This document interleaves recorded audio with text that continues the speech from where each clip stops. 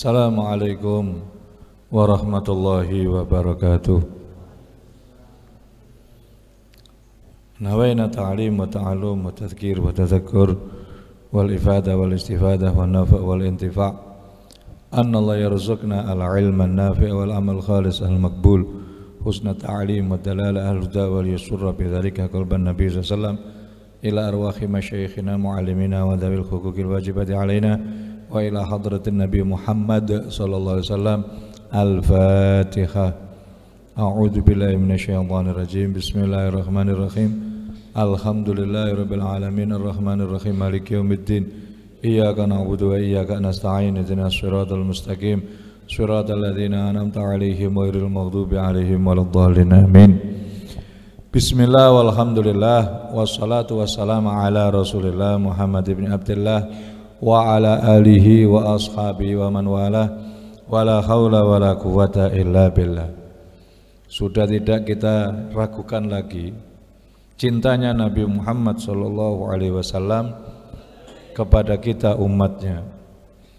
Akan tetapi kita umatnya yang belum bisa mencintai Nabi SAW dengan sepenuh hati, dengan harapan Allah Subhanahu wa ta'ala memberikan kepada kita semua, semoga Allah Subhanahu wa ta'ala barokahnya kita mempelajari sejarah Nabi sallallahu alaihi wasallam, Allah akan menganugerahkan kepada kita semua rasa mahabbah, cinta yang sempurna kepada Rasulullah sallallahu alaihi wasallam. Amin ya rabbal alamin. Kalau cintanya Nabi tidak perlu diragukan, tidak perlu dipertanyakan.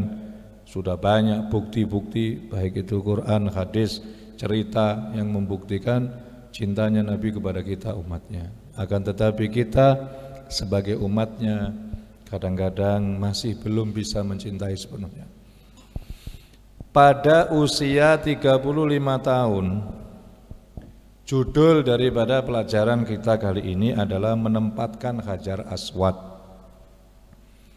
Seperti kita ketahui bersama, Ka'bah itu pernah dibongkar karena ada peristiwa banjir saat itu.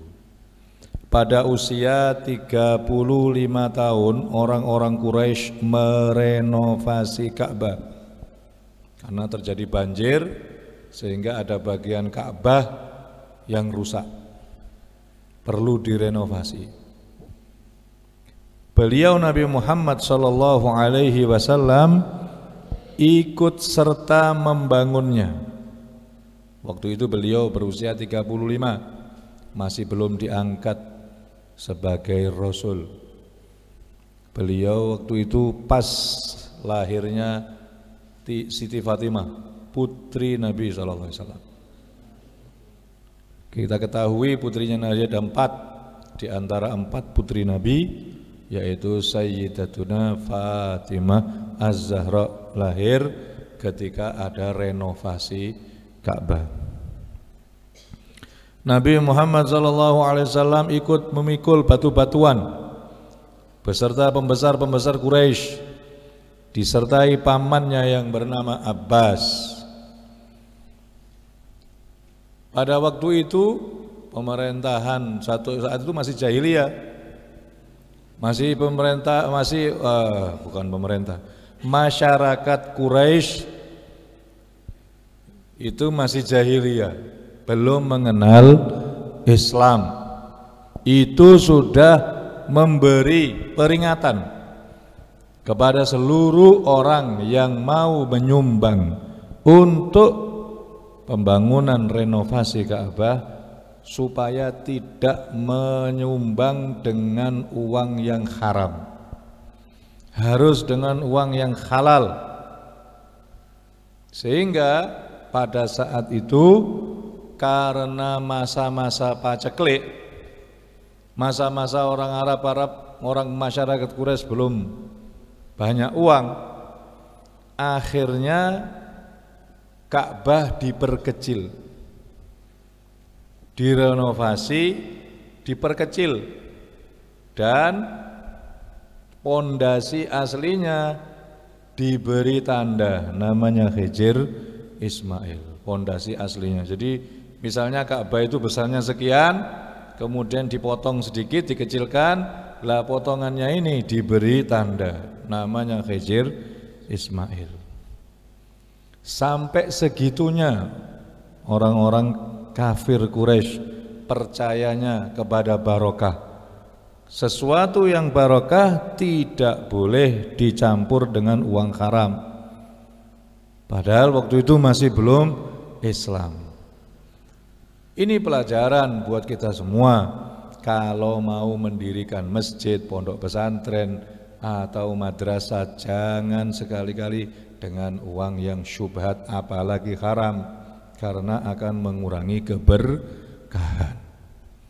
Kalau kepingin ilmunya berkah, lihatlah bagaimana dulu Nabi Muhammad berserta dengan kaumnya Quraisy yang padahal saat itu belum Islam merenovasi Ka'bah. Malah Ka'bahnya diperkecil karena keterbatasan dana yang halal. Tidak terus dicari-carikan dana-dana yang haram-haram, enggak. Akan tetapi ya sudah, dananya segitu, kita potong saja bentuknya, jangan terlalu gede. Terus bentuk aslinya, pondasi aslinya dikasih tanda namanya Hijr Ismail. Sehingga kalau tawaf tidak boleh nyebrang Hijr Ismail, karena itu adalah dalamnya Ka'bah. Kalau tawaf harus di luar Hijr Ismail. Syarat tawaf harus di luar Ka'bah. Enggak boleh motong Hijr Ismail, enggak boleh. Harus di luarnya. Itu cerita tentang renovasi Ka'bah. Pada waktu hendak meletakkan Hajar Aswad, orang-orang Quraisy berebut dan bertengkar. Kenapa? Karena mereka yakin bahwa batu Hajar Aswad itu batu yang penuh dengan barokah, karena itu batu dari surga. Sehingga mereka berebut untuk meletakkannya. Sampai bertengkar, hampir bunuh-bunuhan, rebutan menempatkan Hajar Aswad. Kemudian mereka sepakat untuk memberikan batu Hajar Aswad itu pada orang yang pertama kali masuk masjid di besok harinya. Hanya mereka sepakat, dah sekarang kita tunggu besok. Siapa orang yang pertama kali datang ke masjid, dialah orang yang boleh meletakkan Hajar Aswad. Ternyata yang masuk masjid pertama kali adalah Nabi Muhammad SAW. Ternyata pertama kali Nabi sudah di situ. Orang-orang Quraisy gembira. Mereka berkata, kami ridho kepada Al-Amin. Yang dimaksud Al-Amin adalah beliau Nabi besar Muhammad SAW. Wah, kalau Nabi Muhammad kami ridho, tidak apa-apa, kami ikhlas. Beliau yang akan meletakkan Hajar Aswad. Tapi Nabi Muhammad SAW tidak serta-merta menguasainya. Berbagi barokah. Bagaimana caranya? Nabi Muhammad SAW menggelar ridaknya digelar, kemudian meletakkan Hajar Aswad di tengah-tengah ridak. Kemudian seluruh pemimpin dari suku bangsa Quraisy memegang tepi-tepinya ridak. Semuanya megang tepi ridak, semuanya kemudian mengangkatnya bersama-sama. Jadi semua dapat berkah. Pinter katanya Nabi SAW, cerdas Nabi SAW, tidak mau menguasai berkah sendiri. Wong berkah dibagi-bagi, semuanya dapat. Taruh di tengah-tengah ridak, angkat bareng-bareng. Kemudian setelah sampai tempat yang diinginkan, Rasulullah mengambil Hajar Aswad tersebut dan meletakkan Hajar Aswad dengan tangan beliau yang mulia. Setelah sampai di tempat yang diinginkan, Nabi sendiri yang ambil, kemudian diletakkan oleh tangannya Nabi SAW yang mulia. Maka hilanglah pertengkaran mereka. Semua suku bangsa Quraisy heran dengan kehebatan pikiran Nabi Muhammad SAW. Semuanya heran.